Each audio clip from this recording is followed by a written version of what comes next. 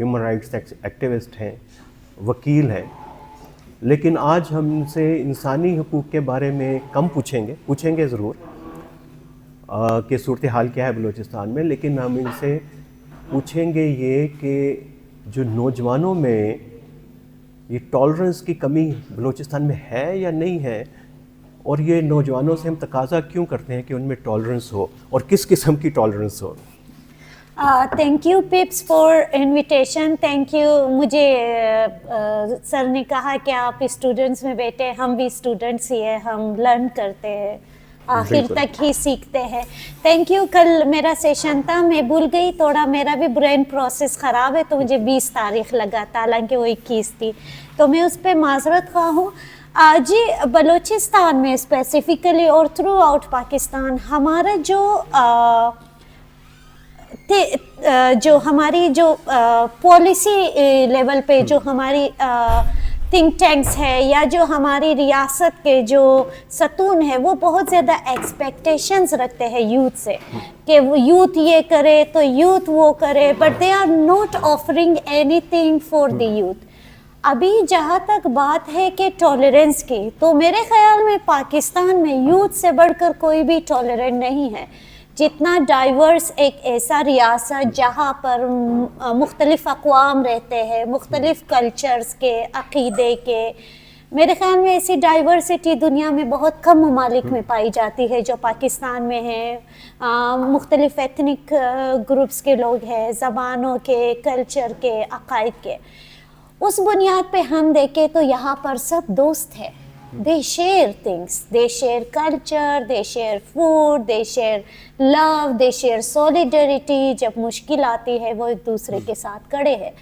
البتہ بدقسمتی سے یہ ہے کہ جو 21st سینچری کے آغاز سے اور ابھی ہم جس تیزی سے دنیا کو بدلتے دیکھ رہے ہیں, آف کورس یہ ہماری سوچ, ہمارے نظریات کو امپیکٹ کرتے ہیں. محبت, امن, بھائی چارہ, مجھے نہیں لگتا کہ یہ ایک طرفہ ہو سکتی ہے. آپ ہمیں قتل کریں اور ہم سے یہ توقع کریں کہ ہم بس کہیں امن بھائی چارہ, امن بھائی چارہ, یہ کچھ وقت کے لیے چل تو سکتا ہے, مگر لانگر ٹرم میں یہ چل نہیں سکتی, کیونکہ ون سائیڈڈ جب پالیسیز آتے ہیں تو وہ دونوں کو انگیج نہیں کرتے. پاکستان کا یہی سب سے بڑا مسئلہ ہے کہ یہ نوجوانوں کو روزگار نہیں دیتے. نوجوان جو کانفلکٹ زونز میں رہتے ہیں, ان کا کلیکٹیو ہیلنگ کہیں پر بھی نہیں ہوا ہے. ہم نے جہاں دھماکے ہوئے, جہاں قتل عام ہوا, جہاں انسان فورسیبلی ڈس اپیئر ہوئے, اس کے بعد ریاست نے, جس کی سب سے بڑی ذمہ داری ہوتی ہے اپنی شہریوں کو اون کرنا, اس نے یکسر ابینڈن کر دیا.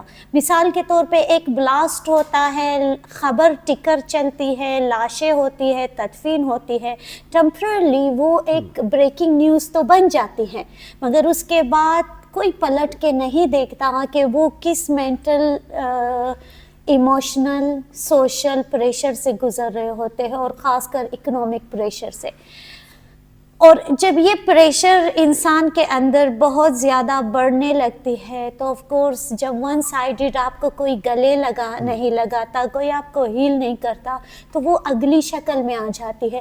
پھر ہم کہتے ہیں اچھا بلوچ یوتھ تو ریڈیکلائزڈ ہے, سنی یوتھ تو یہ ریڈیکلائز ہے, اچھا بچے القاعدہ میں چلے گئے, اچھا بچے زینبیون میں چلے گئے, اچھا بچے جو ہے BLA جوائن کی, مگر ہم نہیں دیکھتے کہ بچوں کی سٹوریاں کیا ہے, یہ بچے کہاں تھے, کہاں سے ان کی پروسیس ہوئی ہیں. تو مجھے لگتا ہے کہ جو ٹالرنس کے ساتھ رسپیکٹ کو بڑا پروموٹ کرنا چاہیے. بالکل, ہاں, رسپیکٹ, اور یہ انکلوسیوٹی کے اندر ایک رسپیکٹ بھی ہے, اور اگلے سیشن میں ہم اس پہ بات کریں گے کہ یہ ہم کر کیوں رہے ہیں اور انکلوسیوٹی ہے کیا.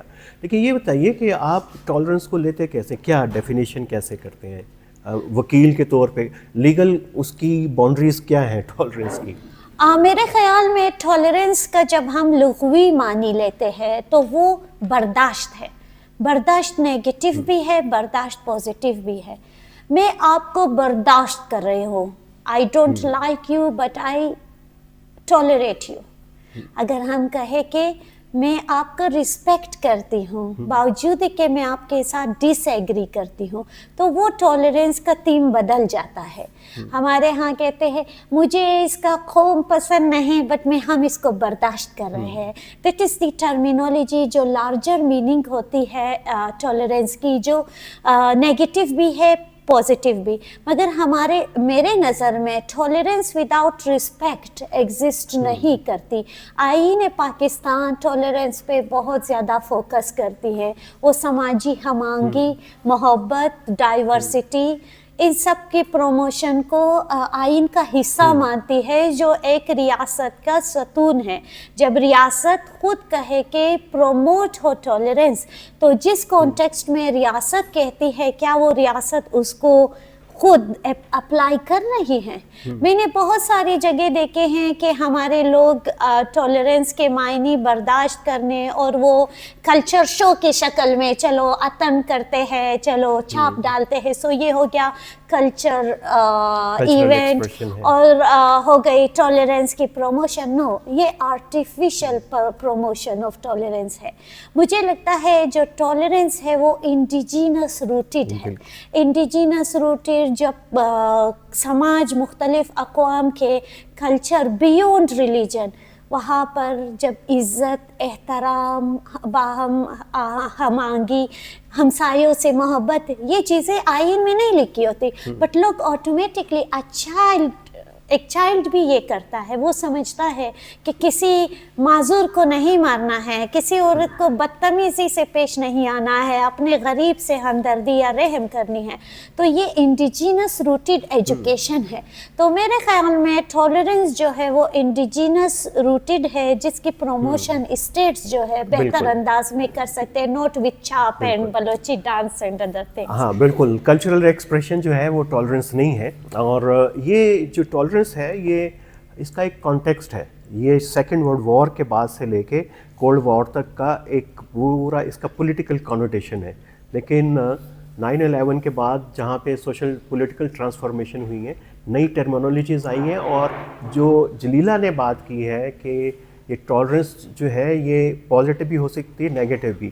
لیکن جیسے ٹائم گزرا ہے یہ نیگیٹو کانوٹیشن کے اندر زیادہ استعمال ہوتی رہی ہے. یہ پاکستان جب بنا اس وقت ٹالرنس کا بار بار ایک ورڈ انڈیا کے اندر بھی ٹالرنس کا اقلیتوں کے لیے استعمال ہوتا رہا. اب جو متبادل ٹرمز ہیں جو کمپریہنسو ہیں, جن کی طرف انڈیجنس جلیلہ کہہ رہی ہیں, وہ ورڈ ہے انکلوسیوٹی. اس کے اوپر ہم کریں گے بات کہ یہ کیا ٹالرنس کا متبادل ہے یا اسے ہٹ کے ہے. یہ بتائیں کہ ہم چونکہ ٹالرنس زیادہ آسانی سے سمجھ آتا ہے, تو یہ زیادہ ہے کہاں؟ سوشل میڈیا میں ہے, ورچوئل اسپیسز میں ہے, یا فزیکل اسپیسز میں ہے؟ مجھے بہت زیادہ یہ جو ٹالرنس ہے یا انکلوسیوٹی ہے وہ فزیکل اسپیسز میں زیادہ نظر آتی ہے. میں بات کو پرولونگ نہیں کروں گی. میں سویڈن گئی تو وہاں ایک ہے لیونگ میوزیم, جہاں اینا فرینک جو ہولوکاسٹ کی جو ایک ان کی ایک ڈائری ہے, اس پہ انہوں نے ایک میوزیم بنائی ہے. اور انہوں نے کہا کہ سویڈن کا 1992 سے یہ مینڈیٹری ہے کہ سویڈن کا ہر اسکول بچوں کو لاتے ہیں سالانہ اور وزٹ کراتے ہیں اور اس بچی کی سٹوری بتاتے ہیں. ریزن کیا تھی کہ 1992 میں ایک لشکر اٹھا سویڈن میں ہی, پروٹیسٹ ہوئے, اور انہوں نے نازیوں کے کپڑے پہنے ہوئے تھے, اور وہ کہہ رہے تھے کہ جو جیوز ہے ان کو ایلیمینیٹ کرے. یہ ایک الارمنگ سچویشن تھا سویڈش حکومت کے لیے کہ یہ واپس ہسٹری دہرائی نہ جائے جو سیکنڈ ورلڈ وار کی موجب بنی. تو انہوں نے یہ میوزیم, کیونکہ انہوں نے کہا کہ مائنڈ سیٹ پہ کام کرتے ہیں, بچوں کو اسٹوری بتاتے ہیں کہ نسل پرستی, بنیاد پرستی, ہیٹ ہمیں کس تباہیوں کی طرف لے جا رہے ہیں. اور انہوں نے کہا اس کے بعد جو ہے وہ جو گروپس تھے وہ ڈی ریڈیکلائز ہوئے اور وہ واپس ڈائیورسٹی کی طرف آئے, ایکسیپٹنس آیا. وہ بہت بڑی اچھی میوزیم ہے جو انہوں نے دکھائی. جیسے ایک بندے کی شکل, وہ بچوں سے پوچھتے یہ کون ہے, وہ کہتے ہیں تو افریقن ہے, پر وہ افریقن نہیں ہوتا ہے. تو وہ کہتے ہیں آپ کا ڈائمینشن کیا ہے, آپ کس نظریے سے دیکھتے ہیں. جب ہم فزیکل اسپیسز میں دیکھتے ہیں ہم سب ایک ہیں, مگر جب سوشل میڈیا پہ آتے ہیں تو ہم ایک دوسرے کو ابیوز کرتے ہیں, انسلٹ کرتے ہیں, ایک دوسرے کے خلاف لائف ٹیکنگ تھریٹس دیتے ہیں, ریپ تھریٹس ہوتا ہے, بہت ساری چیزیں. اس کی وجہ یہ ہے کہ سوشل میڈیا پہ انفارمیشن ہم لیتے ہیں, انفارمیشن ہم دیتے ہیں, مگر ہم بیچ میں جو انفارمیشن پروسیس ہوتا ہے اس پروسیس سے ہم نہیں نکلتے. اس لیے ہم فوراً سے 10-10 سیکنڈ میں انفارمیشن کو اسکرول کر رہے ہوتے ہیں اور ہم آگے جا رہے ہوتے ہیں. مثال کے طور پر دنیا میں ہم دیکھتے ہیں فلسطین ایک بہت بڑا ایک ہمارے صدی کا مجھے لگتا ہے سب سے بڑی نسل کشی ہوئی, پوری آبادیاں تباہ ہوئی, مگر وہ کیسے نارملائز ہوا کہ ہم 10 سیکنڈ میں اس کو اسکرول کر کے آگے بڑھتے ہیں. ورنہ اگر ہم 1997 تھا شاید جب لیبنان کی لڑائی ہوئی, اور ہم 2027 تھا شاید, تو 2007 سوری جی 27 از ٹو فار, 17 میں بھی ہوا, جی 17 میں اور 7 میں بھی تھا. تو اس میں ہم دیکھتے ہیں کہ پوری دنیا سے ان کے سولیڈریٹی میں لوگ نکلے تھے, کیونکہ لوگ اس ورچوئل اسپیس پہ وہ نارملائز نہیں کر رہے تھے. دیٹ از ہاؤ جو ہیٹ اسپیچ ہے وہ بڑھ گئی ہے ہمارے ملک میں, نسل پرستانہ, جینڈر بیسڈ, بنیاد پرستی جو فرقہ وارانہ ہیٹ ہے, کیونکہ یہ اسپیسز جو ہے وہ الگوریتم پہ چلتی ہیں. بالکل الگوریتم پہ چلتی ہیں, وہ ہمیں جو ہے ڈرائیو کرتا ہے. لیکن سوشل میڈیا سے یہ بھی تو ہو سکتا ہے نا کہ پہلے سے یہ نفرتیں ہوں, قدورتیں ہوں, اس نے ایکسپوز کر دیا. کیونکہ ہم سمجھتے ہیں کہ شاید جو ہم دیکھ رہے ہیں سوشل میڈیا پہ سیل فون کے اندر, یہ کوئی باہر کی دنیا ہے, لیکن آپ جو کامنٹ کر رہے ہیں, اس کو لائک کر رہے ہیں, کوئی پوسٹ کر رہے ہیں, یہ آپ اپنے آپ کو ایکسپوز کریں گے. آپ بھی خبر کا حصہ بن گئے. آپ کی خبر یہ ہے کہ آپ کے اندر کتنی محبت ہے. آپ نے کوئی پوسٹ کی, آپ نے کوئی کسی کو ہیٹ کر, آپ کی خبر یہ ہے کہ آپ جو ہے آپ کے اندر نفرت بہت ہے. تو یہ کلیکٹیو ایٹیچیوڈ, انڈیویجول ایٹیچیوڈ, اب ہر آدمی, ہم سب جو ہے, جو سوشل میڈیا کنزیومر ہے, جرنلسٹ بھی ہے, اٹس سیلف خبر بھی ہے, اپنے اندر کی خبر دے رہا ہے وہ. تو یہ بہت ہی حساس معاملہ ہے, ہم اس کو بے احتیاطی سے کرتے ہیں. تو آپ کا ایکسپیرینس شیئر کریں کہ کیسا, بہت ایکٹیو ہیں آپ سوشل میڈیا کے اوپر. جی, نیریٹو بلڈنگ بہت اہم ہے. ہم بھی ہر ٹائم خود کو ریفلیکٹ کرتے ہیں. جب کچھ پوسٹ کرتے ہیں تو پہلے سوچتے ہیں کیا یہ پوسٹ کرنا ضروری ہے, کیوں ضروری ہے, کرنا چاہیے, نہیں کرنا چاہیے. سم ٹائم ہم بھی ٹک ٹک ٹک ٹک حصہ بن جاتے ہیں, کیونکہ ہماری مائنڈ پروسیس ایسی ہو گئی ہیں. ہم ہر بار دوسری انفارمیشن لے رہے ہو اور 10 لوگ مجھے سیم چیز دے گی تو میرا برین یہی کہے گا کہ دیٹس ٹروتھ, حالانکہ وہ ٹروتھ نہیں ہوتا ہے. تو جب ہم یہ کر رہے ہوتے ہیں, یہ ریفلیکشن بہت ضروری ہے. ہم میں سے ہر کوئی اپنے خاندان کا تربیت, اپنے قوم قبیلے کا تربیت, اپنا سب کچھ اس اسپیس میں لاتے ہیں. دس از ناٹ سم تھنگ کہ ہم کوئی ایلین ہوں گے اپنے سوشل میڈیا پہ, because that's all our data. مگر ایسا نہیں ہے کہ میں کہوں کہ لوگ ایسے تھے تو ایکسپوز ہوئے ہیں, نہیں.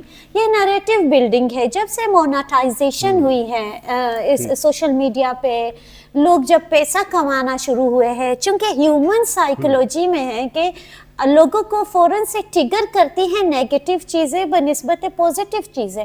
تو لوگ نیگیٹو کی پروموشن کرتے ہیں. دا مور نیگیٹو پروموٹ ہوتا جاتا ہے, دا مور لوگ. میں تو ایک سادہ لوگ ہوں, میری اماں ہر دن شاہ رخ خان کی بیوی کو قتل کراتی ہے. ان کے آتا ہے کہ اچھا شاہ رخ خان کی بیوی مر گئی, کہ کہا کہتے یہاں لکھا ہے, وہ جو تھمبنیلز ہوتے ہیں. اب میری اماں 10 اور لوگوں کو بھی یہ کہانی سنا رہی ہوگی, اینڈ وین ایسے اماں فیک نیوز ہے تو وہ اوفینڈ ہو کے کہتے میری ساری باتیں فیک ہے, آپ لوگوں کی صحیح ہے. سو دس از ہاؤ جو سادہ لوگ ہوتے ہیں وہ لیتے ہیں. وہ اتنا ٹائم نہیں ہوتا ویریفائی کرے سچ کو, جھوٹ کو. اس لیے لگتا یہ ہے کہ پورا سوسائٹی انٹالرنٹ ہے, پورا سوسائٹی. اور پھر انفارچونیٹلی جو 5th جنریشن وارفیئر کے نام پہ جو ہمارے اسٹیٹ نے بہت بڑی فنڈنگ کی ڈسینٹنگ وائسز کو خاموش کرنے کے لیے, جو محکوم قوم تھے, جو خواتین کے حقوق پہ بات کرتے تھے, جو سیاسی لوگ تھے, ان کو دبانے کے لیے جو حرب پنچ پشتی جسے ہم کہتے ہیں, اس کی جو فنڈنگ ہوئی, گروپس بنائے کہ وہ बेतहाशा गालम गलोच और फेक न्यूज़ का सहारा ले रहे थे, इसने पाकिस्तानी समाज को, खासकर यूथ को बहुत डैमेज किया है। और हमें चाहिए, हमें लगता है कि हम इसको काउंटर करें। हमारे यूथ की जिम्मेदारी बनती है कि हम देखें कि ये बात कौन कर रहा है, इसकी बैकग्राउंड क्या है, इसका पर्पस क्या है, and that is a big responsibility on the youth. Counter कैसे करें ये बताइए। अल्टरनेटिव स्पेसेस बनाएं। हाँ, मतलब मैंने अपना एक YouTube चैनल बनाया, किसी ज़माने बुक रिव्यूज़ देते थे, उसमें 300 लोग भी लाइक नहीं करते हैं, ना देखते हैं, बिकॉज लोगों को बुक पढ़ने का शौक ही नहीं है, ठीक है। बट अगर मैंने एक दिन कहा कि आप सोशल मीडिया से पैसे कमाएं कैसे, और मैंने कहा आप झूठ बोले हो, तो लोगों को वो जो थंबनेल पे जस्ट टू चेक के लोग क्या देखते हैं, उसमें 5000 व्यूज़ आए, एंड दिस इज स्ट्रेंज। फिर मैंने बंद कर दिया। मगर हमें वो स्पेसेस बंद नहीं करने चाहिए। हमें नरेटिव बिल्डिंग के लिए इल्म अभी भी हमारे हाथ से नहीं गया। हमारी इंडिजिनस तरबियत, एजुकेशन अभी भी हमारे हाथ से नहीं गई है, क्योंकि ये जनरेशन बहुत कॉम्प्लेक्स भी है। बिल्कुल, दो नस्ल के बहुत तसादुम है, उसके मुताबिक हमें डालना है। और हमें सोशल मीडिया का पॉजिटिव ये नहीं जो आसिफ गफूर कहते थे पॉजिटिव स्पेसेस का यूटिलाइजेशन करनी है, ताकि लोगों को बताए फैक्ट चेक्स और काउंटर नरेटिव्स लाना बहुत ज़रूरी है। हमारे स्टेट सीरियस नहीं ले रहे, हाउसिंग की स्कीमें बना रही हैं। आप देखें कि मिसाल के तौर पे कोयटा में ये माली बाग था, ये पूरा जो हम देखें पुराने side, it was a park और ग्राउंड स्पेसेस थे, जिस पे आप अभी दुकानें देखेंगे। डेवलपमेंट की शक्ल में इन्होंने बदतरीन हमारे स्पेसेस, हमारे बच्चों से उनके प्ले ग्राउंड्स छीन लिए। जो नरेटिव है दौलतमंद बनने का, जिस दौड़ में हमारे लोग लगे, आप स्कूल्स देख ले, घरों के अंदर इन्होंने स्कूल्स बनाए हैं, जबकि जो ओरिजिनली स्कूल्स होता है उसके प्ले ग्राउंड्स होते हैं। आपकी बात से मैं 100% एग्री करती हूँ। और दूसरी जिम्मेदारी वालिदैन पे भी है कि वालिदैन भी जान छुड़ाने के लिए बच्चों को आईपैड और ये चीज़ें देते हैं, और उनके साथ अभी खेलना कूदना, बातचीत, ये सारी ख़त्म हो चुकी है, जिसकी वजह से इंटॉलरेंस सोसाइटी में बहुत बढ़ गई है। इवन समटाइम बच्चों का फ़ोन ले लो तो वो कितना हाइपर हो जाते हैं। This I personally experienced it, कि ये मेरे इमेजिनेशन से बियॉन्ड था कि वो कितना खुद को मारा है चीख के कि क्यों ली है। सो दैट्स हाउ वो जो एक तरबियत आपके पेरेंट्स करते, एक टीचर करते, एक सोशल मीडिया के जो टिकटॉकर्स है वो करते हैं। So it's choice up to you कि आपने कौन सा चुना है। एक तो सबसे पहले ऑफ कोर्स जब मैं पालो अल्टो गई थी 2014 में, तो वहाँ पर एक चीज़ मैंने देखी, वहाँ ख़वातीन जो टेक में थे, उन्होंने एक बात की और मुझे तब ट्रिगर की थी, और आज मैं उसकी बहुत रेलिवेंसी देखती हूँ। उन्होंने कहा कि जो साउथ एशिया में जो गैरत का आंसर है, मैं एक एग्जांपल दूंगी, then I will go to you. South Asia में जो गैरत का आंसर है वो जल्द ही ख़त्म होगा, क्योंकि ये जो मोबाइल फ़ोन्स है अब हर बच्ची के हाथ में होगा, और उस पर एक कोड लगी होगी, और फॉर हाउ लॉन्ग आप उनकी पुलिसिंग करेंगे और इंसान आज़ाद हो जाएंगे। ये हमारी रियासत की जिम्मेदारी थी कि जब इतने सारे फ़ोन्स आए, इंटरनेट आए, हमने अल्टरनेट नहीं बताया कि इसका यूज़ स्कूलों में कैसे करना है। ये काम स्कूल्स में बहुत अच्छे से हो सकता है कि अगर बच्चों को बताए कि आपने क्या इनोवेट करना है, आपने इस जो टेक में है, सिर्फ सोशल मीडिया तो नहीं है टेक में, इसके अलावा भी जो बिज़नेस है, ऑनलाइन बिजनेसेस है, ई कॉमर्स वगैरह में, वो कैसे अपने फैमिलीज़ को सपोर्ट कर सकते हैं। तो ये चीज़ जो है, मुझे लगता है it's not issue of university level, it's school level, और ये स्कूल से ही शुरू होनी चाहिए ताकि बच्चे इसके लिए तैयार हो। और हमारे यहाँ बहुत कल्चर है कि लोग प्रोफेसर बने, लोग डॉक्टर बने, लोग इंजीनियर बने। अल्टरनेट जो इकोनॉमी है उसकी जानिब हमारे बच्चों को या नौजवानों को बताया नहीं जाता कि मजदूरी में भी प्राइड है। किसी स्कूल में हम नहीं देखते कि कोई बच्चा कहे मैं बड़ा होके पीजेंट बनूंगा। ये जो माइंडसेट है, इसको चेंज करने की ज़रूरत है, क्योंकि सब जानते हैं कि पीजेंट का वेज कम है। जिस समाज में पीजेंट का वेज इक्विवेलेंट टू प्रोफेसर हो जाएगी, एक यूटोपिया सोच है, मगर ये एग्जिस्ट करती है, तो तब हर बच्चा कहेगा मैं भी पीजेंट बनूंगा, उसको वो सूट करेगा। तो ये चीज़ जो है ये स्टेट की जिम्मेदारी है कि बच्चों को मुतबादिल की तरफ लाए। आपने फ़ोन्स तो दे दिए हैं, बट उसके बाद ना कोई चेक है ना बैलेंस है। मैंने स्कूल में मैथमेटिक्स में मैं फेल हो गई थी मैट्रिक में, फिर मैंने 2024 में मैं खान अकेडमी में लॉगिन हुई, मैंने मास्टर्स किया मैथमेटिक्स में, और that is the online space के आप मुझे बहुत महरूमी फील होती थी कि मैं मैथ्स में फ़ेल हो गई ज़िंदगी में। सो दिस इज़ हाउ कि अल्टरनेट एजुकेशन क्या होता है, दुनिया कहाँ पहुँची है, उसमें आपको बड़े बड़े बिल्डिंग्स की ज़रूरत नहीं, आप अपने बच्चे को इस स्पेसिस पे भी डाल सकते हैं। रही बात पेरेंट्स के और सिस्टम का, हम इसी पे बात कर रहे हैं। ये एक दिन का मसला नहीं है, ये 75 साल हमारे निसाब में जो पढ़ाया गया, जो सुपीरियोरिटी की सोच दी गई हमारे लोगों में, ये आज उसका हम नतीजा भुगत रहे हैं हर शक्ल में। पहले हम सबसे दुनिया के सबसे अच्छे मुसलमान पाकिस्तानी हैं, बाकी सारे मुसलमान कचरा है, फिर उसमें हमारे कौम सबसे बेस्ट है, दूसरे कौम तो कचरा है। ये जो नरेटिव है ये हमारे निसाब में दी गई है, ये हमारे निसाब में जो सुपीरियर कॉम्प्लेक्स जिसका मकसद जंगी मफादात की तरवीज करना था, नौजवानों को जिहादी बनाना था, उसकी वजह से जब ये माइंडसेट की तरवीज हुई है, आज हम देखते हैं कि हम सबसे अच्छे कौम हैं। हमारे बलोच भाई कहते हैं कि हम 5000 साल पुराने हैं, तो पश्तूना के कहता है हम तो 15000 साल पुराने हैं। ऐसा ही है ना, मैं कहती हूँ मैं तो चंगेज़ खान की नस्ल की, वैसा ही है ना। क्यों? क्योंकि हमारे पास फ्यूचर के लिए ऑफ़र करने को कुछ नहीं है। We don't offer anything. हमारे जो थिंक टैंक्स हैं, हमारे जो रियासत के ज़िम्मेदारान हैं, वो नौजवानों को मुस्तकबिल के लिए कुछ नहीं दे रहे, कुछ ऑफ़र नहीं करते, इसलिए वो उनको माजी परस्ती में ले जा रहे। मैं तो कहती हूँ जी आपका 5000 है, इसका 15000, मैं तो डायनासोर्स के नस्ल से हूँ। So that is how history को ग्लोरीफाई करना, फिर उस हिस्ट्री में जो जंगी नरेटिव्स को कि मीर चाकर ने ऐसा जंग लड़ा तो चंगेज़ खान ने, दैट इज़ नॉट। अब जो स्मार्टेस्ट होगा वो आगे जाएगा, बाकी सब तबाह हो जाएंगे। वी शुड बी, और वो इसलिए कि हम आगे से इंसानों को जीना पड़ेगा, एक दूसरे को जो सबसे फिट होगा उसको आगे जाना पड़ेगा। That's my point of view.